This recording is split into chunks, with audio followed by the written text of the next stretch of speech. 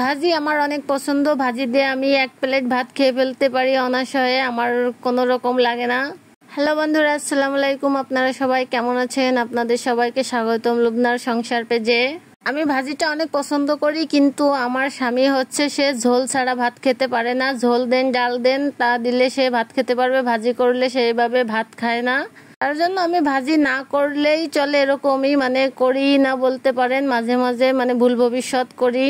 তাই ভাবলাম আজকে নিজের পছন্দ মতো রান্না করি। 2 পদের ভাজি রান্না করব আজকে, কোনো ঝোল হবে না। আজকে আমি ভেন্ডি ভাজি করব। প্রথমে ভেন্ডিগুলা ধুয়ে কুচাই নিলাম, কুচানো শেষ। এরপরে মরিচ পেঁয়াজ কুচাইতে চলে আসলাম।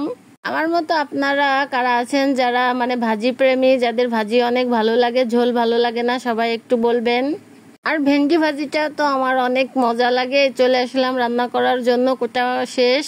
কড়াইতে দিয়ে দিলাম সরিষার তেল দিয়ে পেঁয়াজ মরিচ গুলা দিয়ে দিলাম। দিয়ে পেঁয়াজ মরিচটা সুন্দর মতো ভেজে নিব। শুধু রান্না করলে তো হবে না, অন্য পাশে তরকারি আরো একটা করতে হবে। তাই পেঁয়াজ মরিচ ভাজতে দিয়ে আমি চলে আসলাম এখানে উস্তে কাটার জন্য। এই গরমে কিন্তু উস্তে অনেক উপকার আমাদের শরীরের জন্য, আর উস্তে ভাজিটা আমার কাছে অনেক মজা লাগে। আমি আজকে একটু অন্যভাবে উস্তেটা ভাজি করব। অন্যদিন উস্তেটা একেবারে ঝুরঝুরে করে ভাজি করি, কিন্তু আজকে হচ্ছে প্রথমেই মাখায় দিয়ে দেবো সবকিছু একসঙ্গে। আমার আম্মু এইভাবে উস্তে ভাজি করতো, অনেক মজা লাগে আমার কাছে।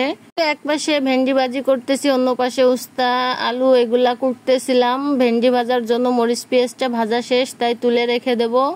মরিচ পেঁয়াজ তোলার পরে এবার কড়াইতে দিয়ে দেব ভেন্ডিগুলা দিয়ে নাড়াচাড়া দিতে থাকবো। কিন্তু একটা কাজ এখানে করব না, প্রথমে হলুদ দেব না, শুধু লবণ দেব। কারণ হলুদ দিলে হচ্ছে ভেন্ডি ভিজলে ভিজলে হয়ে যায়, ভালো লাগে না, কেমন যেন কড়াইতে লেগে যায়। এই জন্য প্রথমে লবণ দিয়ে ভাজতে থাকবো। লবণ দিয়ে যখন অনেকক্ষণ ভাজা হয়ে যাবে, গাঢ় পানিটা টেনে যাবে, তারপরে দিয়ে দেব হলুদ দিয়ে এবার একেবারে ভাজা ভাজা করে ফেলবো। দেখবো ভেন্ডিটা সুন্দর ভাজা ভাজা হয়ে গেছে, দেখেন কালার দেখলেই বোঝা যাচ্ছে। তারপরে এবার আমি মরিচ পেঁয়াজ দিয়ে দিলাম, দিয়ে আবারও নাড়তে থাকবো। আর বেশি সময় নাড়লাম না, একটু নাড়াচাড়া দিয়ে ভেন্ডিটা তুলে নিলাম। তুলে নিয়ে এবার ওই পাশে আমার উস্তে কোটা হয়ে গেছে। উস্তে আলু মরিচ পেঁয়াজ সবই কোটা শেষ, এবার রান্না করব উস্তে।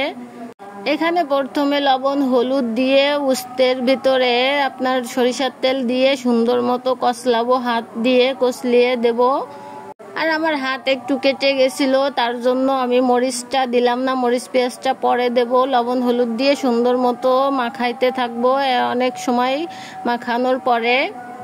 তারপরে হচ্ছে হয়ে যাবে। আম্মুরি দেখতাম এইভাবে সবকিছু দিয়ে একসঙ্গে মাখাই দিয়ে উস্তে রান্না করতো, অনেক মজা লাগতো।